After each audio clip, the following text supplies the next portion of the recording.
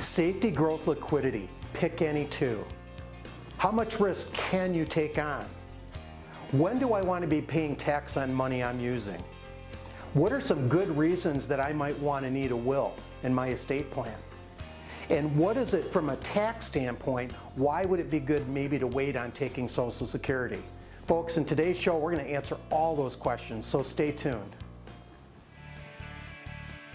Retiring Well, brought to you by Centennial Wealth Advisory, financial advisors specializing in retirement planning and serving all of Northern Michigan.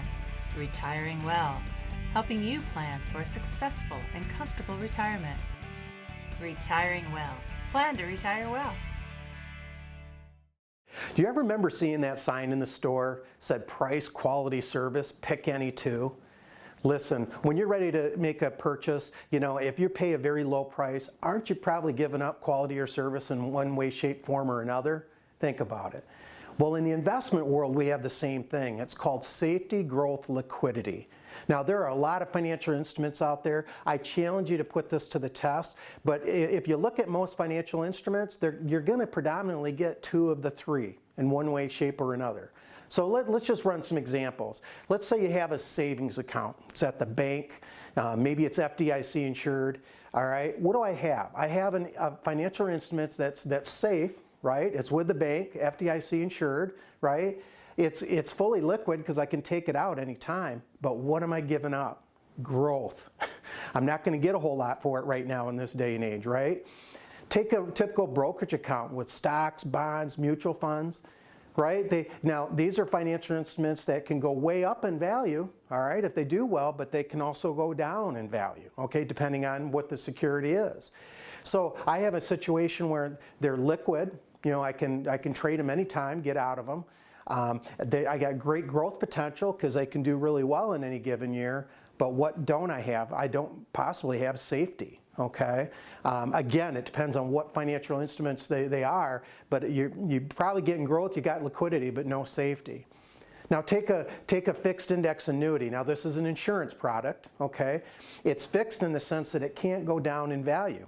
So it has safety, it has growth potential because the income is tied to some index, so that's good. But the downside is with most annuities, there's a time frame in which they want you to stay with that program. So I have to give up liquidity, okay? But now why is this important for you to understand or know? Well, why it's important is because you have to understand which of the two are going to be predominantly most important to you.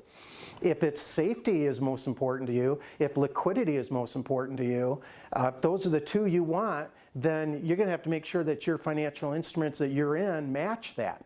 Okay? If you're somebody that wants great growth potential and don't care about the safety, but you want liquidity, then the kind of financial instruments you're going to choose is going to be much different.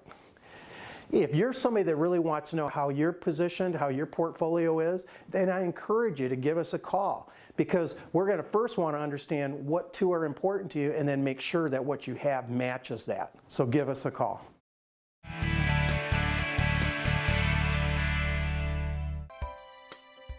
If you're retired or soon to be retired, let us help you plan to retire well. Centennial Wealth Advisory specializes in retirement planning and has offices in Traverse City, Cadillac, Petoskey, and Gaylord. We'll never pressure anyone to become a client. Our goal is to inform and educate. Simply attend one of our live events or schedule a meeting at one of our Northern Michigan office locations for a free, no obligation retirement review.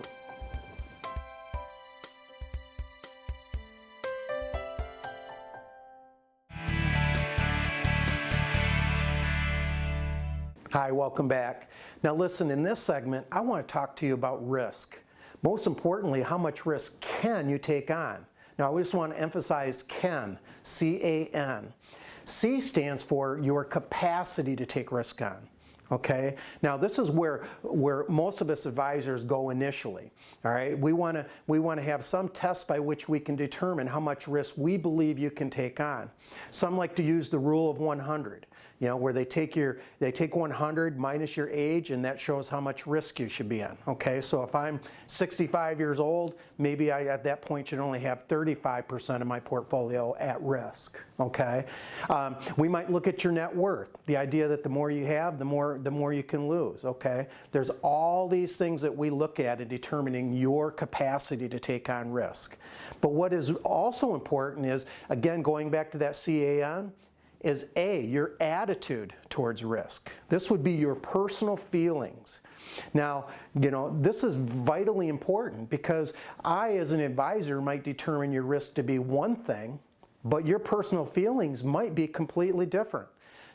What if I am that person that says the more you have, the more you can lose, and I determine you should be able to have much at risk. But you're somebody that's saved for quite some time and you don't want to risk or lose anything. Well, wouldn't I need to know that? So your attitude about risk is very, very important. Now, another place we might go, going back again to that CAN, is N, your need to take on risk. All right, now this kind of comes together when we do income planning. Okay, we're trying to take your assets, how much you want for income. We look for guaranteed sources of income, like maybe Social Security or pension, and then we determine by how much you're going to have to pull out from that portfolio to make up that difference. Okay, well, when we have to put that together in an income plan, what we're really doing is trying to see, will your assets outlive you? Because the last thing you want to do is run out of money before you pass away, right? And it would be nice if you could leave some behind. Now, what if we do that income planning and your need to take on risk is, let's say we have a growth rate of maybe only 3%, and we find that that portfolio or that money is going to outlive you. Well, then we need to ask the next question. If all we need is 3% growth, why are we taking on more risk than we need to? Very, very important. Now, all these factors are going to be important in determining risk, but I would dare say your personal feelings would have to be the most important. So if you're somebody that wants to make sure you're set up appropriately, that your risk and how you feel about it is set up appropriately with your investments, then I encourage you to give us a call. That was really great stuff, Larry. Thanks for that, because I really appreciate what you're talking about with attitude, because not everybody is the same, right? And I recently just bought a brand new car, and I went to the dealership, I talked to the dealership, and they're wanting to put me in these great big sedans. Well, I'm a single person. I don't need a great big sedan like a family of 5, a family of 6 might need. My needs are different. Mm-hmm. All I needed was a little 2 to 4 door, just a little tiny car that has good gas mileage. I like the things I like. And for me, it's different because my situation is different. So I really appreciated that piece on attitude. That's right. Yeah. Yeah, it's interesting, Dawn, here, in the retirement, when we start doing retirement planning and start looking at that sort of stuff, I'm always amazed of how many people that come in that have never thought about what their needs are in retirement. They've saved well along, maybe they have Social Security, maybe they even have a pension, but they've never thought about, what do I really need my savings to do for me? And what do I need it to do? Oftentimes people are just, thought and taught to keep growing that. But what do you need it to do? What if we ran all the numbers, looked out, and over the next 30, 40 years of retirement, if you made 3-4%, your plan would work well and there'd still be money left at the end of the day? Wouldn't you like to know that so you can plan and invest accordingly? It always amazes me. I just had this situation the other day. I sat down with a great couple, and we learned that they only needed to make 3%, and their money would far outlive them. But yet they thought they had to take all this great risk because they needed a certain return to try to meet those goals that they had to live a meaningful and successful retirement in their eyes. Right. And isn't that funny you mentioned that, Art? I mean, isn't that something that everybody wants to know as they're getting close to retirement? Is my money going to last long enough, right? And doing that income planning is so very, very important. So I encourage you, if you're somebody that's getting close to retirement or maybe even still in retirement and you want to know what your plan looks like, then give us a call.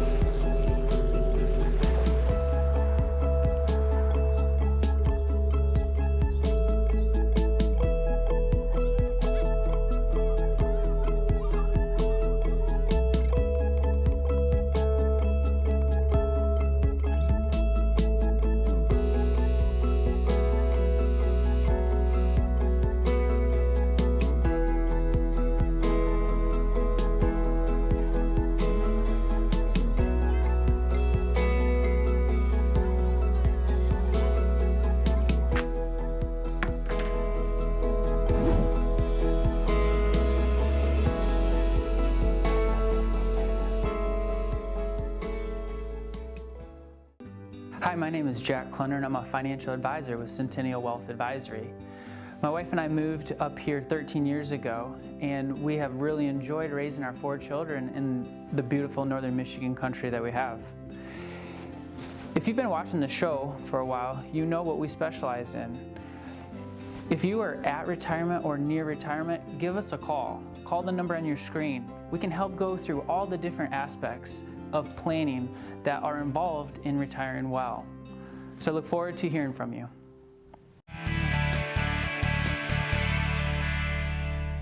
Hi, welcome back. Listen, in this segment, I want to ask you a question. When do you want to be paying tax on money? Think about it. You want to be paying tax on money when you're using it. Would that not be true?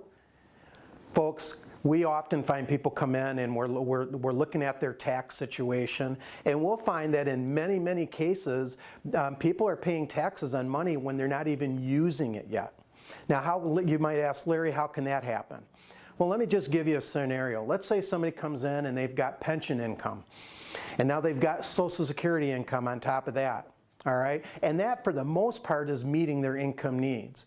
But then they got this other account out there. It's what we call a non-qualified account. It means just non-retirement money sitting there that's producing interest, dividends, maybe capital gains. Now it's money that they don't need today, okay? But it's money they're having to pay tax on because it's a non-qualified account, right? So they're having to pay tax on it today when they're not even using it. This is just a great example of why tax planning is so vitally important. Because, you know, when you're trying to take income, all right, first of all, you're going to have to ask yourself, what accounts am I going to take that income from? Let's say you're a person that has IRA money, you have Roth IRA money you build up, and then again you have that non-qualified money. And you're trying to see what is the best bucket to pull that money from as you're taking income in retirement. Well, for tax planning, it's going to be very important to go in there and look at that scenario and see which one makes sense. If you're fortunate enough to be somebody that has money in every one of those buckets, it's going to make tax planning very easy for us, because then we can control the taxation. You know, we might not only pull out enough out of the IRA money because we might want to stay in the lower tax bracket, right?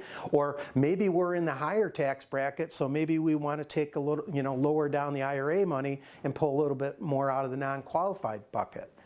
You know, tax planning is going to be huge in this regard. It's very important as well, because when you're looking at your Roth IRA money and then you've got the IRA money, maybe if we have some room in that lower tax bracket, we can be moving some money from one bucket into another bucket. In this example, money from my IRA bucket into my Roth IRA bucket. So if you're somebody that's, you know, near retirement or in retirement and you don't have a tax plan, you're trying to figure out how this all works for you, then I encourage you to give us a call. We'd be glad to sit down and look at your scenario and see what is a good fit for you.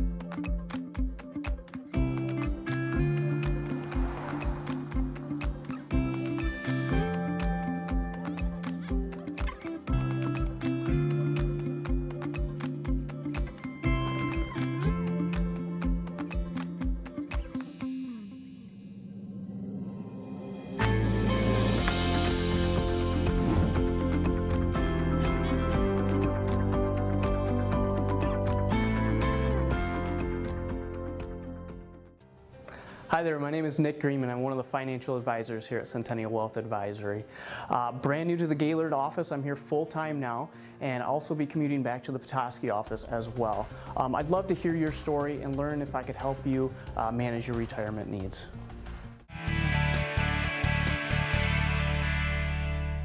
Hi, welcome back. Listen, in this segment, I want to talk to you about the reasons you might need a will. Okay, now this is just one of those documents they'll do when an attorney is doing an estate plan for you. Now I am not an attorney myself, but I'm just going to give you some reasons that I've heard that they'll say that you need one for. First of all, a good estate plan is when all your assets know where to go. Okay, now a lot of times you can set that with a beneficiary designation, but if an asset doesn't know where to go, then it's going to have to go through probate.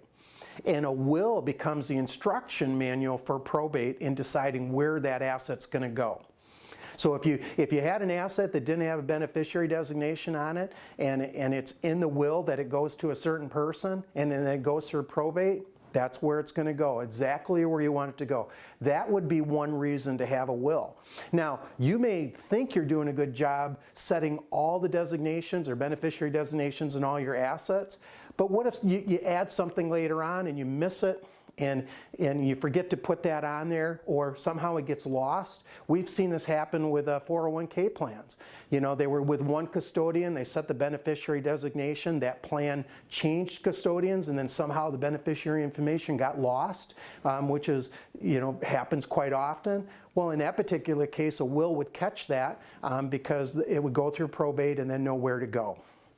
All right, another reason you might need a will is, what if you have a family, you still have kids at home, and you want to set who's going to be the caretaker for your kids, for your minor children? Well, you can put that in the will. Now, another good reason to have a will is designating who you want to be the representative of your estate. All right, you're going to want to set that. You're going to probably want to be the one that decides who's going to do that. Now, I've just given you some good reasons to have a will. Again, this is something when we're sitting down with the attorneys, we're doing estate planning, this is one they'll always want to put in there, but at least give you some ideas why you might want to have one. So hopefully you found this valuable. If you're somebody that wants some estate planning and wants to know how that fits in your scenario, then give us a call. You know, Larry, those are two really powerful segments there. You know, those are two things that I think oftentimes go overlooked when people are thinking about that. Investments seem to dominate the conversation when people are talking about retirement planning and investing and, you know, planning and all that sort of stuff. But tax planning and estate planning are two big things that you have to pay attention to. You know, when I think of tax planning, oftentimes folks come into us and they have no tax plan and none at all. They're just looking at a pot of money that they have. Maybe they have some non-qualified money, as Larry talked about here. Maybe they have some IRA, maybe they have some Roth, but how you withdraw that at different times of your life could make a big impact on taxations, either costing you more or maybe the potential to save a little bit every year on your taxes. I think it's critical that in retirement you have a tax plan and it's evaluated every year, and that matches up with your investment plans. Maybe you should be doing Roth conversions. Maybe you should be realizing some of this income to stay in certain tax brackets. All things that I think are vital, because what if you could learn that you could save a little bit? Maybe it's as simple as 1%. Over time, that may add up with some proper tax planning. When we think of estate planning, you know, I think of all the blunders that could happen out there over the time, you know, and what if you miss something? What if you don't do something a specific way? What if laws change a little bit and you're not staying on top of that?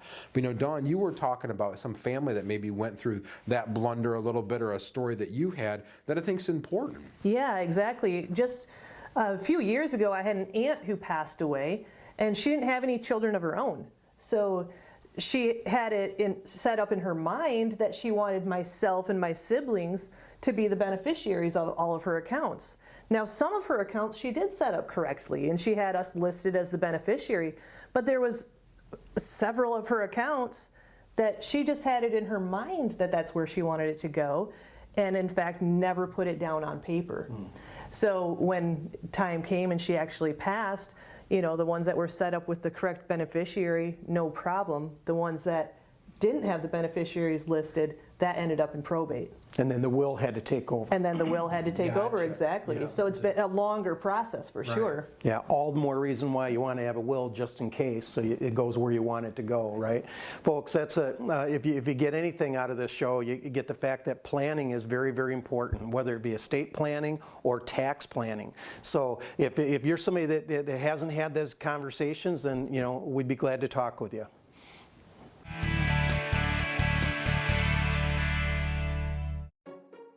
What can Retirement Analyzer do for you?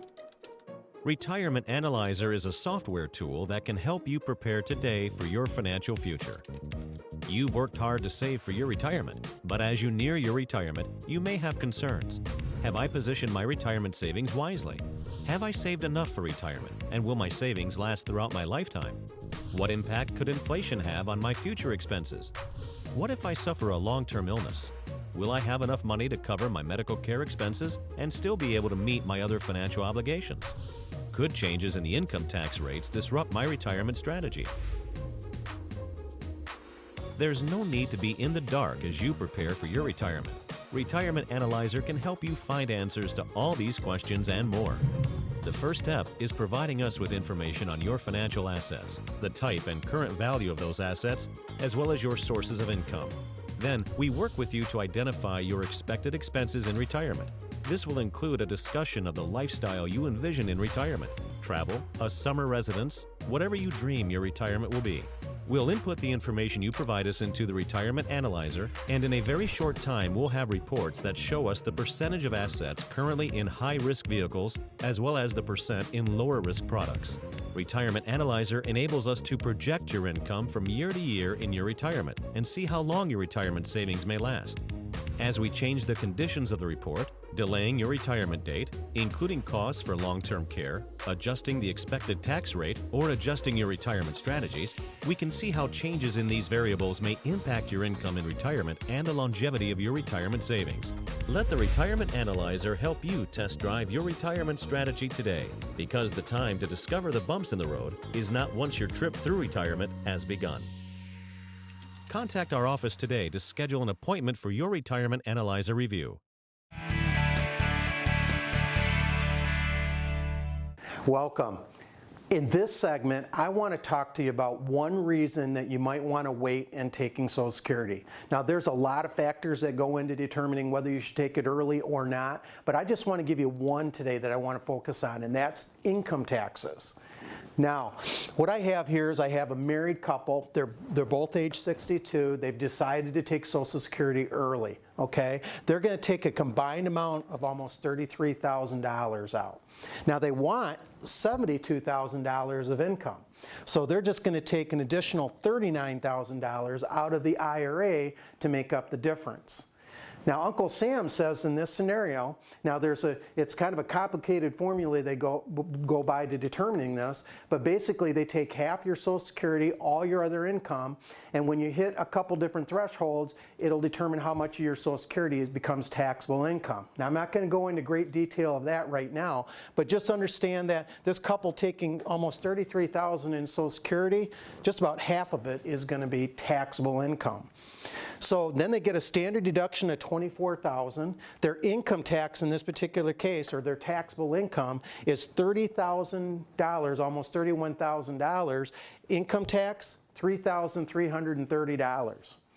Now, if they'd waited to age 70, okay, their Social Security benefits have grown, almost double what they would have been at age 62. In this particular case, if they waited to age 70, their combined Social Security would be almost $58,000.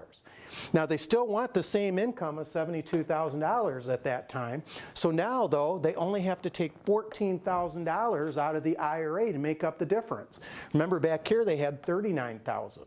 Now it's only $14,000. In this particular case, now Uncle Sam says out of that all that Social Security, only $5,528 of it is taxable income. Now, in this particular case, I got a little higher standard deduction because now they're older than age 65. But in this scenario, taxable income is zero. Income tax is zero. Now, how much tax do you want to be paying on your IRA money? I would dare say if I can get to a place where I can take money out of my IRA and not have to pay any tax at all, then that was a great scenario. Because remember, when I was putting money into those accounts, I was getting a tax deduction. Now, if I take out of those accounts and I'm not paying any tax, what could be better than that? Folks, again, there's a lot of different reasons why you might want to wait to take Social Security. This, again, was just one from an income tax standpoint, but very vitally important to understand.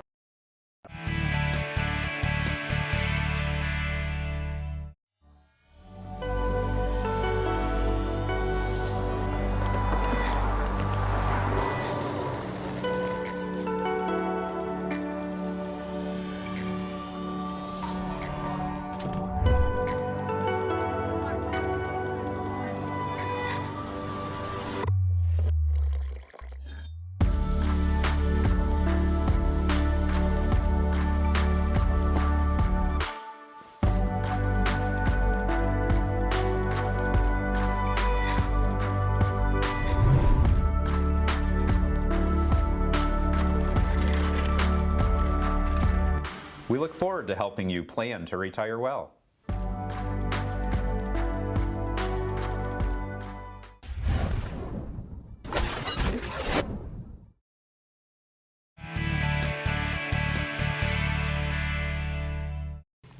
Boy, Larry, that was an interesting tax conversation. If anybody can make taxes, interesting, I think you can here. With the chalk talk here that Larry just did, it's really interesting. A lot of people focus so much on when to take Social Security, more from a dollar per dollar perspective. And what's the biggest benefit? How can I maximize my Social Security? But oftentimes those discussions fail to talk about the taxes, because that's a significant, as you've seen in that last chalk talk that Larry did, there's a significant savings there to different strategies. And I think that's critical. And in the earlier part of the show, we talked about tax planning. We know here at Centennial Wealth Advisory, when we do tax planning, we want to have a holistic approach to that. Not only just looking at investments and when to take stuff, but Social Security. That plays a huge role in how your longevity of your plan and how much may be left in your pocket versus the IRS over time. Yeah, Art, I love that. And another thing that we want to talk about is maybe delaying that Social Security. Sometimes there's benefits to delay taking that Social Security income. One of the reasons you might want to delay taking that Social Security income is for your health insurance reasons. When you enter into the marketplace when you're not 65 yet and you're still needing traditional health care, you're looking at the marketplace. Sometimes to keep your income lower is going to give you more tax subsidies when it comes to that health insurance piece. So that's another thing to really take into account. Yeah, if anything, there are so many different considerations when it comes down to whether or not to take Social Security early or not. And it's something that you, if you want to know, should be maybe giving us a call. We'd be glad to sit down with you, look at your circumstances, your situation, and see if taking Social Security early or maybe waiting is best for you. So encourage you to give us a call. We hope you found the show valuable. See you again.